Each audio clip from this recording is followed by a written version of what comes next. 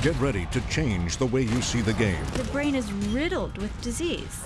These players come down with dementia and then Alzheimer's, and then they're gone. On the American agenda tonight. Playing with pain, increasingly the price of life in the National Football League. We've heard so much recently on the danger of concussions in sport. This year, injuries in the National Football League may be out of control. By the mid-90s, the concussion crisis had made its way to NFL headquarters on Park Avenue in New York City. Football fans live for brutal blows.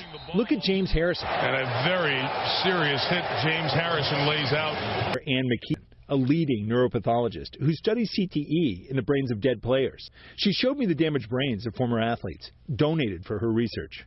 And you get spot. That's really typical of this disease. Alzheimer's doesn't look like this. Never. Strokes. Never. Nothing. Nothing. I see tragic stories under the microscope. I see kids who've died in their teens with the early stages of this disease. It's really If you had a unsettling. concussion, would you pull yourself out of the game? If I had a concussion, probably not. My first day of football, you said you're going to guarantee 3 concussions, but we're going to pay for 5 years of your school. I'm saying absolutely. The list is sobering and long and tragic. In the wake of the $765 million settlement between the NFL and 4,500 former players suing the league over head trauma, the list, the names, the men lost to dementia or death or both, should be enough to make every fan and every football person and every sports writer somber. Just let me mention some of these names briefly. Junior Seau, Jamal Lewis, Jim McMahon, Mike Webster's Jim McMahon now, post-concussion. Short-term memory is not good. Yeah, I won't remember a hell of a lot about this interview in about 10 minutes. Modern members of the Pro Football Hall of Fame, like Mike Webster, the indomitable center of the Pittsburgh Steelers, 4 Super Bowl wins in 6 years.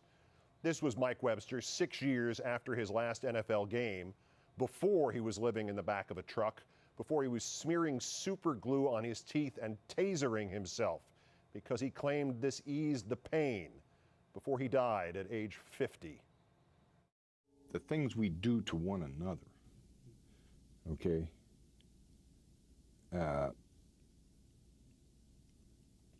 hell, I don't know what I'm saying. I'm just tired and confused right now. That's why I say I can't really, I can't say it the way I want to say it. I could answer this real easy at other times, but right now I'm just tired. Of Junior Seau, he drove off a cliff in 2010, and before he shot himself in the chest with a shotgun in 2012. But in point of fact, as the Duerson and Seau and many of the other cases suggest, irrational anger and disconnecting from the human pain of others are in fact warning signs for CTE or other possible concussion-related trauma.